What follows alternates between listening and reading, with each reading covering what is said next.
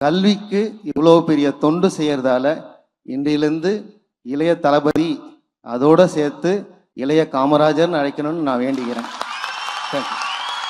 விஜய் இளைய காமராஜர்னு பரவலா கருத்து பரவிக்கிட்டு வருது. இதற்கு ஆவேசமா கார்த்திக் சிதம்பரம் அவர்கள் பதில் தெரிவிச்சிருக்காங்க. மேலும் இந்த ஒரு விஷயத்தினால விஜய்க்கு எதிராக நிறைய கருத்துக்களும் பரவிக்கிட்டு வருது. என்ன நடந்திருக்கு அப்படின்றத பத்தி இந்த வீடியோவோட தெளிவா பார்க்கலாம்.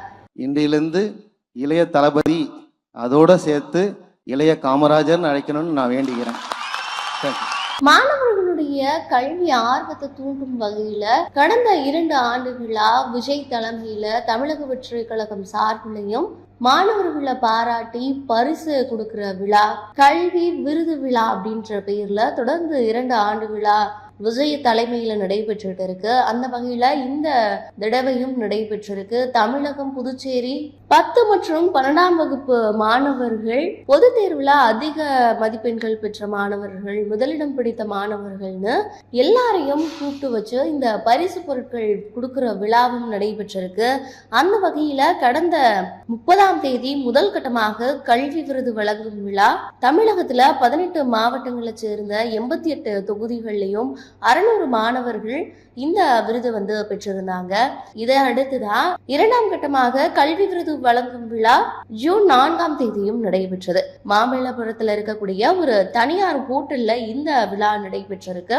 ஒவ்வொரு முறையும் விஜய் அவர்களை பாராட்டி மாணவ மாணவிகள் பேசுவதை நம்மளால பார்க்க முடியுது. அந்த வகையில தான் இந்த விருது கொடுக்கும் விழாவிலையும் நிறைய மாணவ மாணவிகள் அடுத்த சிஎம்மா விஜய் வரணும் அப்படின்னு தெரிவிச்சிருந்தாங்க.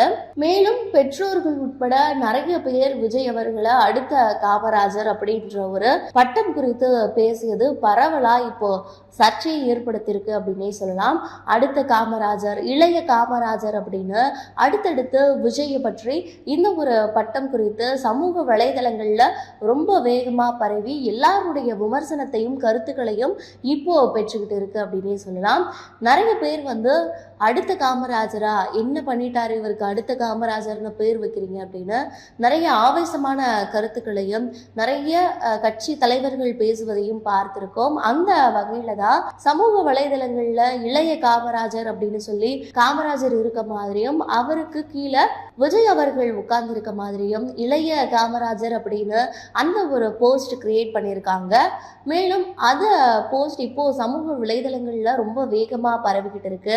இதுக்குதான் எம்பி கார்த்திக் சிதம்பரம் அவர்கள் ரொம்ப ஆவேசமா பதிலளிச்சிருக்காரு அப்படின்னே சொல்லலாம். காமராஜர் பற்றி ஒரு வரலாறும் ஒரு கல்வி அறிவும் அவர் பண்ண சாதனைகள் பற்றி எதுவும் தெரியாதவங்க தான் இந்த மாதிரி நடந்துப்பாங்க. அவர் அரசியல்லையும் சரி, ஒரு மக்களுக்கு உதவுறதுலையும் சரி எப்படி இருக்காரு அப்படின்ற எந்த ஒரு புரிதலும் இல்லாதவங்களால தான் இப்படி எடுத்த உடனே இளைய காமராஜர் காமராஜர் அப்படின்னு சொல்லி பட்டங்களை வகுக்க முடியும். ஸோ இவர் பேசியிருந்ததும் சமூக வலைதளங்கள்ல ரொம்ப ரொம்ப வேகமாகவே பரவி இருக்கு அப்படின்னு சொல்லலாம்.